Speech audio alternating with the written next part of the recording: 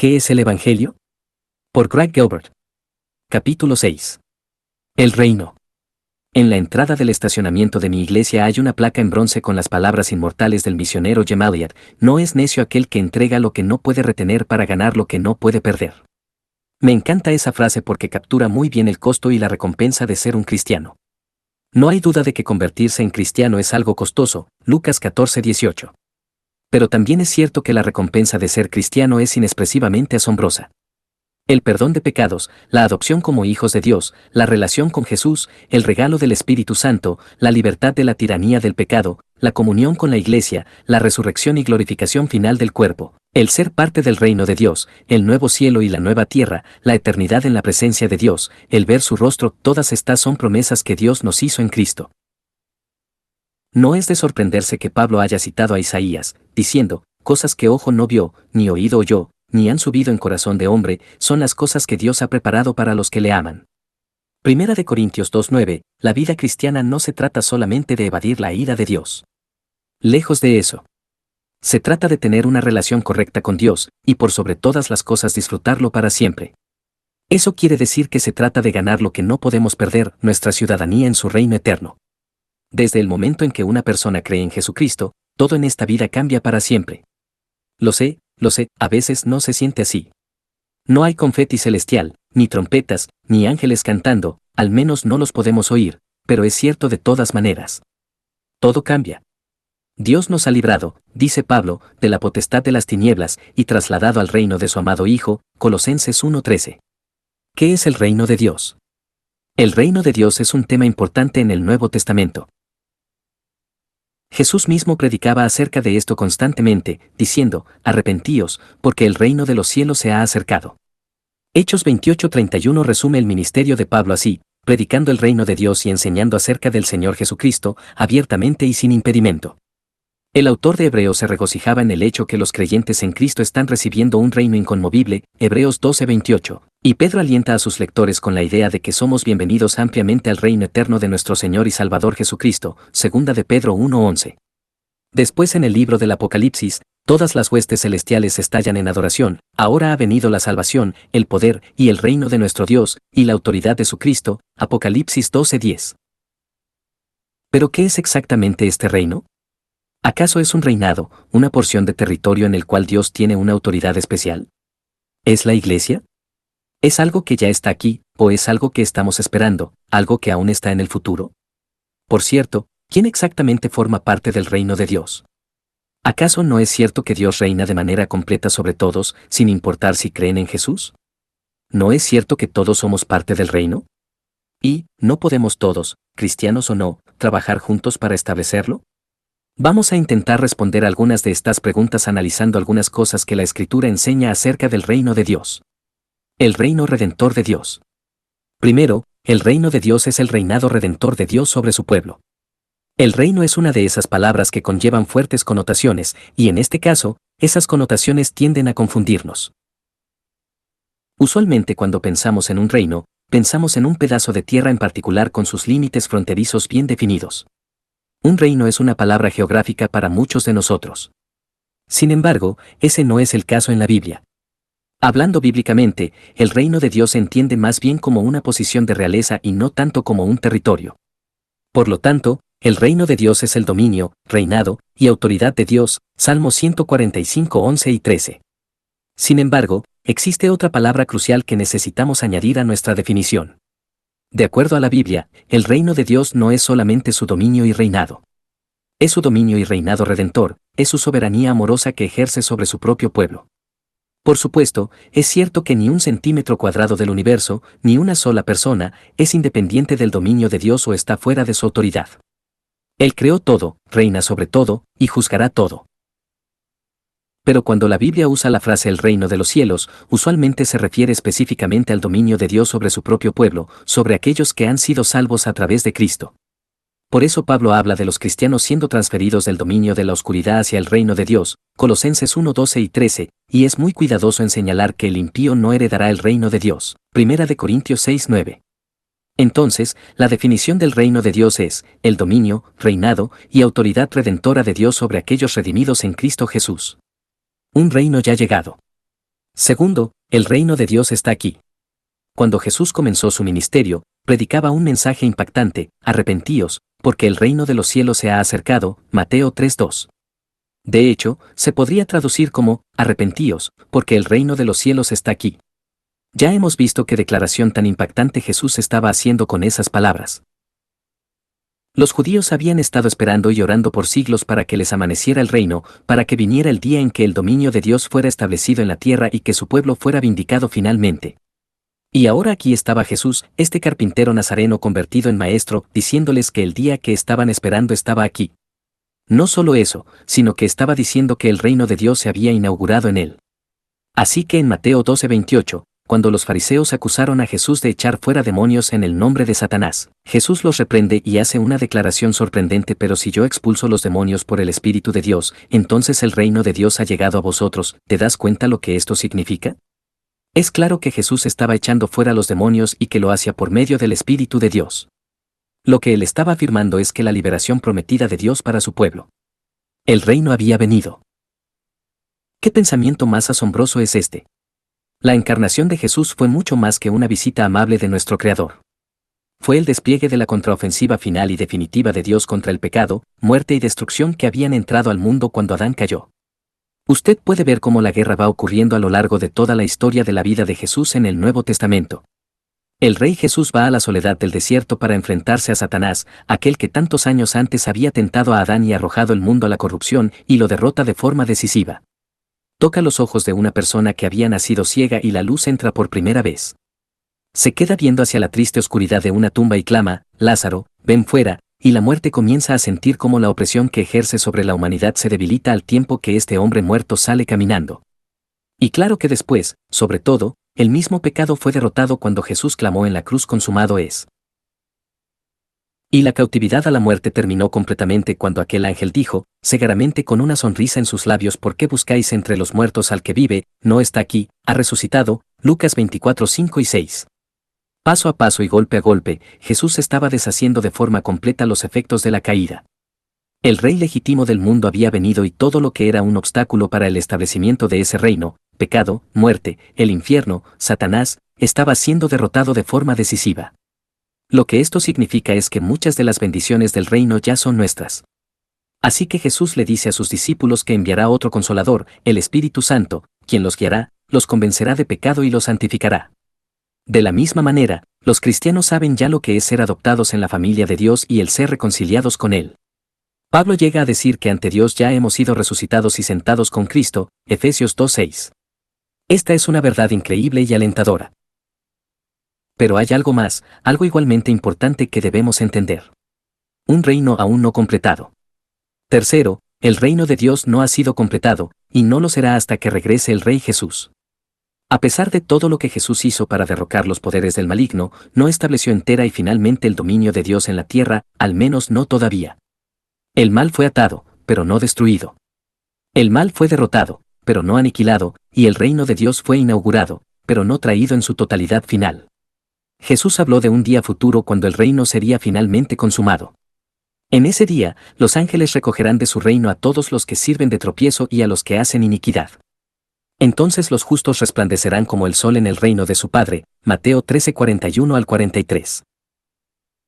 Jesús también anticipa durante la Santa Cena, el día en el que beberá una vez más el fruto de la vid con sus discípulos: y os digo que desde ahora no beberé más de este fruto de la vid, hasta aquel día en que lo beba nuevo con vosotros en el reino de mi Padre, Mateo 26:29. Pablo también anticipa la resurrección de los muertos en la eternidad, 1 Corintios 15, y les dice a los efesios que han sido sellados con el Espíritu Santo, que es las arras de nuestra herencia hasta la redención de la posesión adquirida, para alabanza de su gloria, Efesios 1:14. Más adelante dice que Dios nos ha salvado para mostrar en los siglos venideros las abundantes riquezas de su gracia en su bondad para con nosotros en Cristo Jesús, Efesios 2:7. Pedro también habla de una salvación que está preparada para ser manifestada en el tiempo postrero, 1 Pedro 1:5, y el autor de Hebreos les dice a sus lectores que son extranjeros y peregrinos sobre la tierra, Hebreos 11:13, y que deben buscar la ciudad que tiene fundamentos, cuyo arquitecto y constructor es Dios, Hebreos 11:10. La gran esperanza para los cristianos, aquello que estamos aguardando y que nos da fuerza y ánimo, es el día en que nuestro Rey partirá a los cielos y regresará finalmente y para siempre para establecer su reino glorioso. Ese momento glorioso cuando todo en este mundo será puesto en orden, cuando la justicia será finalmente satisfecha, cuando el mal será derrotado, y cuando el juicio de Dios será establecido una vez y para siempre. Dios promete, porque he aquí que yo crearé nuevos cielos y nueva tierra, y de lo primero no habrá memoria, ni más vendrá al pensamiento.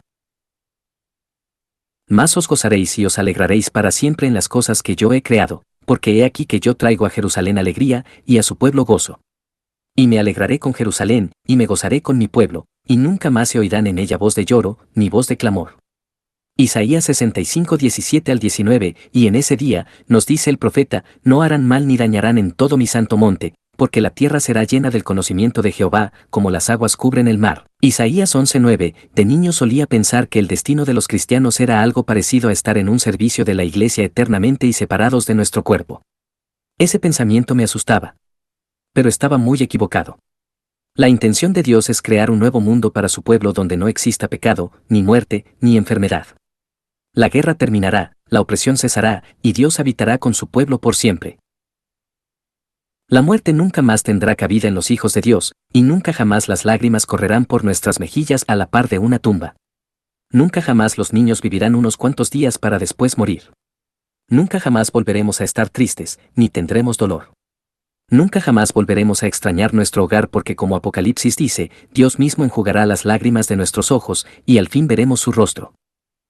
En serio, ¿qué se puede decir en respuesta a todo esto? Una sola cosa creo yo, oh, Señor Jesús, ven pronto.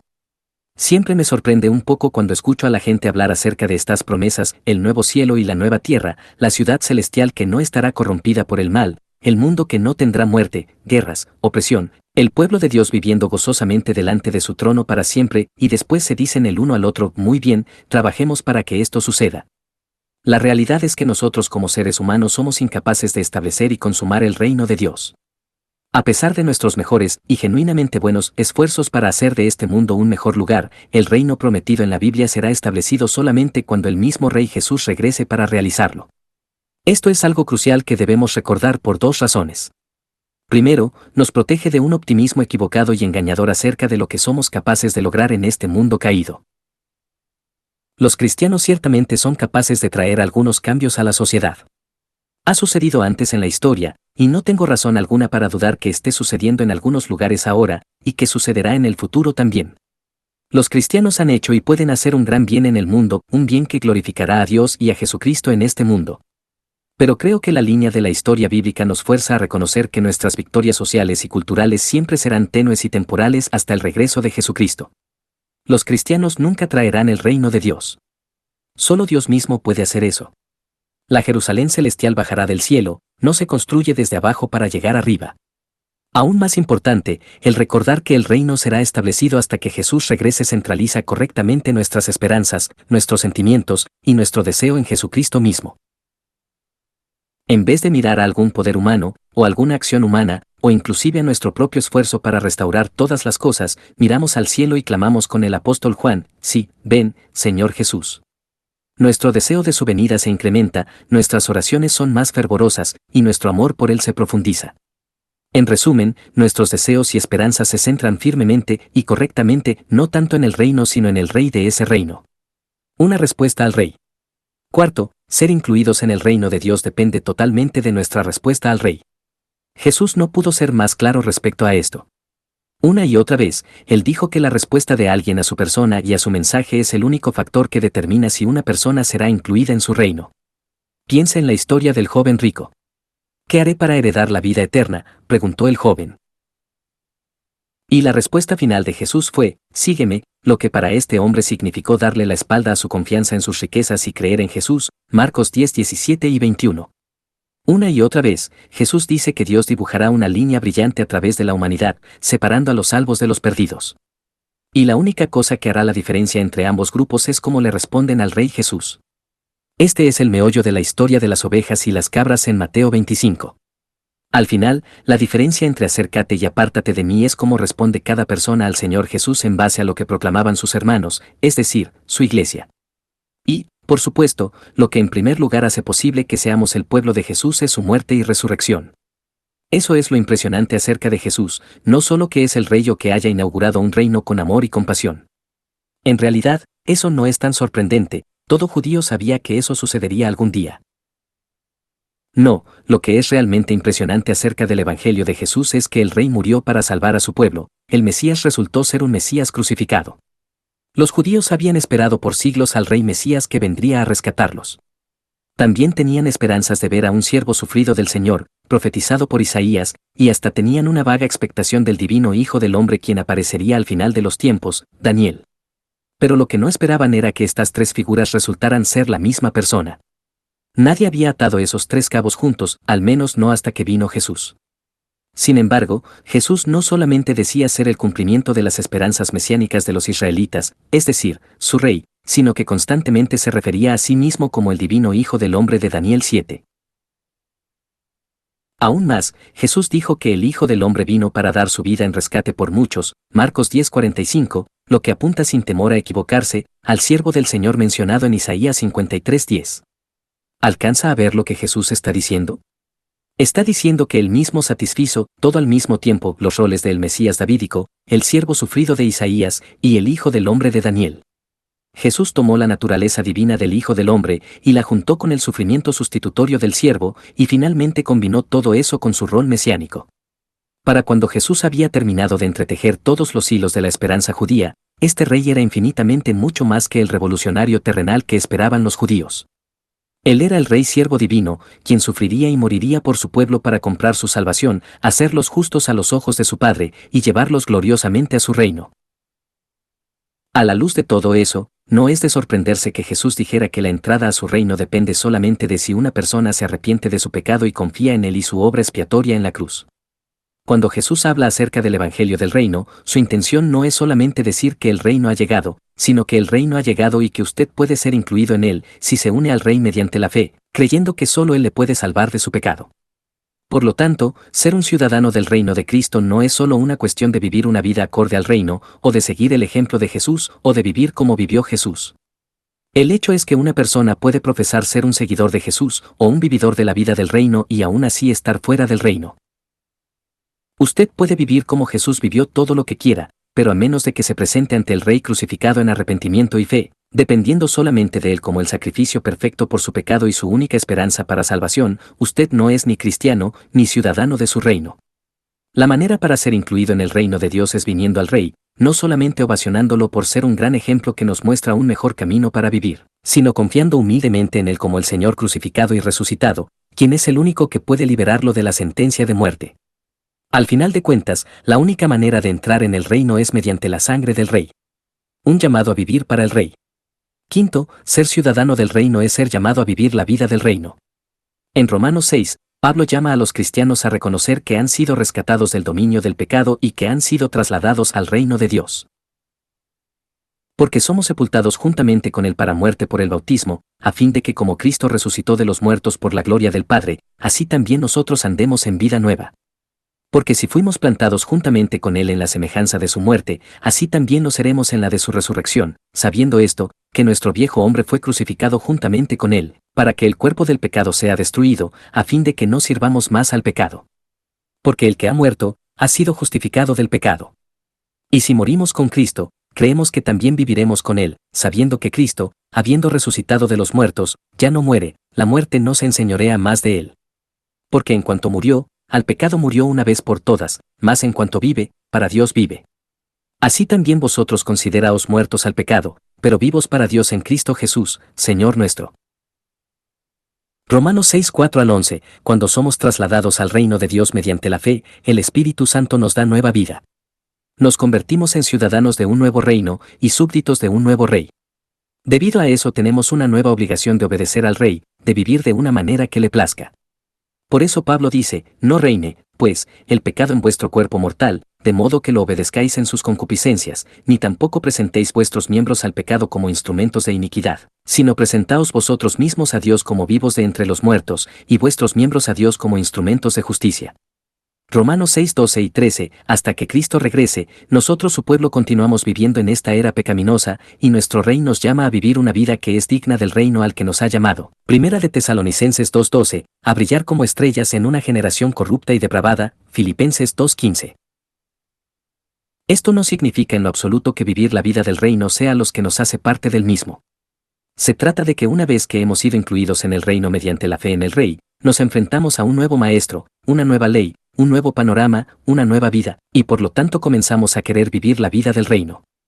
La Biblia nos dice que en esta era, la vida del reino se lleva a cabo principalmente en la iglesia. ¿Se había puesto a pensar en eso? La iglesia es donde el reino de Dios se hace visible en esta era. Mire lo que dice Efesios 3:10 y 11, para que la multiforme sabiduría de Dios sea ahora dada a conocer por medio de la iglesia a los principados y potestades en los lugares celestiales, conforme al propósito eterno que hizo en Cristo Jesús nuestro Señor. La iglesia es la arena que Dios ha escogido para mostrar su misericordia y la gloria de su evangelio. Como muchos lo han dicho antes, la iglesia es embajadora de Dios en este mundo. No es correcto decir que la iglesia es el reino de Dios. Como ya hemos visto, el reino es mucho más que solo eso. Pero sí es correcto decir que la iglesia es donde vemos el reino de Dios manifestado en este mundo. ¿Quiere saber qué aspecto tiene el reino de Dios, al menos antes de ser perfecto? ¿Quiere ver la vida del reino en esta era? Mire a la iglesia. Ahí es donde la sabiduría de Dios es manifestada, donde gente que antes estaba alejada, es reconciliada y unida en Jesús, y donde el Espíritu Santo de Dios está trabajando rehaciendo y reconstruyendo vidas humanas. Es donde el pueblo de Dios aprende a amarse el uno al otro, a llevar el uno las cargas y pesares del otro, a llorar juntos y a gozarse juntos, y a estar a cuentas unos con otros. Por supuesto que no es perfecta, pero la iglesia es donde la vida del reino es vivida y manifestada a un mundo que está desesperadamente necesitado de ser salvo, perseverando aún en la oscuridad. Claro, es esta necesidad desesperada del mundo de ser salvo la que hace que vivir como ciudadano del reino de Dios en esta era sea muy difícil. Para el mundo, los cristianos son una amenaza, y siempre será así. En los días de la iglesia primitiva, la declaración "y Jesús es Señor" era un rechazo sedicioso y blasfemo de la autoridad del emperador, e incluso mataban a los cristianos por decirlo. Hoy en día, la declaración "Jesús es Señor" es un rechazo intolerante y fanático del pluralismo, y el mundo nos denigra por eso. En la Escritura nunca vemos que la vida del reino, la batalla de permanecer fiel al Rey, fuera fácil. Jesús prometió que sus seguidores se enfrentarían persecución, que serían denigrados, burlados y hasta asesinados. Pero aún en medio de todo eso, nosotros los cristianos perseveramos porque sabemos que nos espera una herencia en la presencia de Dios que ni nos imaginamos. En el último libro de la épica serie El Señor de los Anillos de J.R.R. Tolkien, los héroes de la historia llegan a la parte más oscura de su viaje. Han viajado miles de kilómetros y finalmente llegan a la tierra malvada que era su meta, pero por diferentes razones, todo pareciera estar perdido. Pero aún en ese momento oscuro, uno de los héroes, Sam, mira hacia el cielo negro. Tolkien escribe, más allá de las montañas del oeste, el cielo de noche aún estaba tenue y pálido. Ahí, asomándose entre el montón de nubes por encima de la torre arriba en las montañas, Sam vio una estrella blanca brillar por un momento. Su belleza sacudió su corazón, mientras su vista se alejaba de la tierra olvidada, y la esperanza volvió a él. Pues como un rayo claro y frío, el pensamiento lo penetró cuando comprendió que al final de cuentas, la sombra era algo pequeño y pasajero, había luz y belleza eternas más allá de su alcance.